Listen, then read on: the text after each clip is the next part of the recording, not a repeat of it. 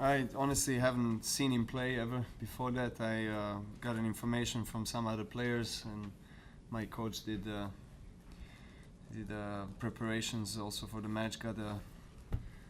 Um, got asked if also a few players what his weaknesses and strengths are in the game, and it took me a little bit to get used to it, but I thought I played really well from the start, and 6-1, and then his opening few games of the series games I had break points, and then suddenly I just had a big loss of concentration and allowed him to win the second set for no reason.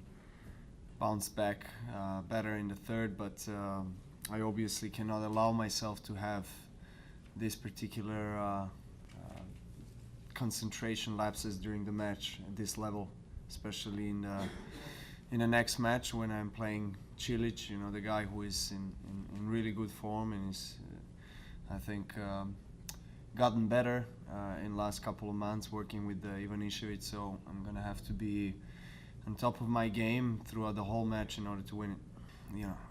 I got frustrated for no reason in the end of the second, but generally I felt like I was in the control of the match, and when I'm playing at my level, that I expected him to drop, but credit to him for fighting and making me work for my points, and in the end of the day, win is a win, and I have to try to look on the positive side and get myself ready for next one. Well, we cannot say it wasn't a surprise for him to lose against Dolgopolov, but again, Dolgopolov is a tough player. He's very flashy, so he has a bit unorthodox game, and if he's on, he can really win against anybody. So that proves it yesterday. The competition is very high at the men's tennis. I believe right nowadays everything has improved.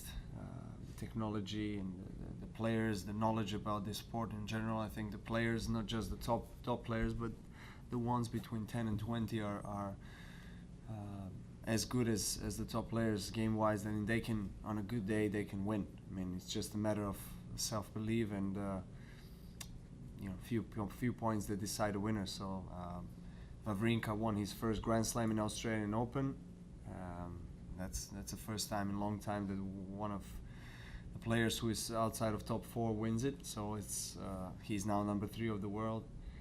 You got new new faces and new players who are able to challenge the top guys, and this is good for sport.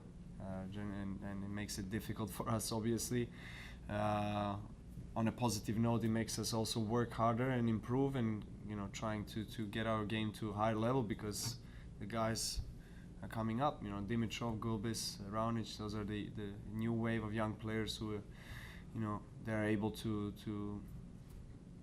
be a candidate for a Grand Slam title in the future. Definitely. I mean, all eyes are looking up to them, so we need to work extra hard in order to stay where we are. Relative to you?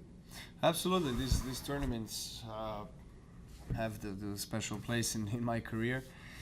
Indian Wells and Miami are two big events at this time of the year, just the beginning of the season. But these are next to the Australian Open are the biggest events we have in the sport in the beginning of the year. So you definitely want to do well, and I, for some reason, have been doing really well in my career in Indian Wells. Both Indian Wells and Miami have won several titles in both cities, and I always look forward coming back. And as you said, this was one of the springboards for my future success that I had. And back in 2000, I think, was it 7? I played finals, and then I went to win Miami. That was a huge confidence boost for me, and definitely can use that as a positive impact on every time I step on the court.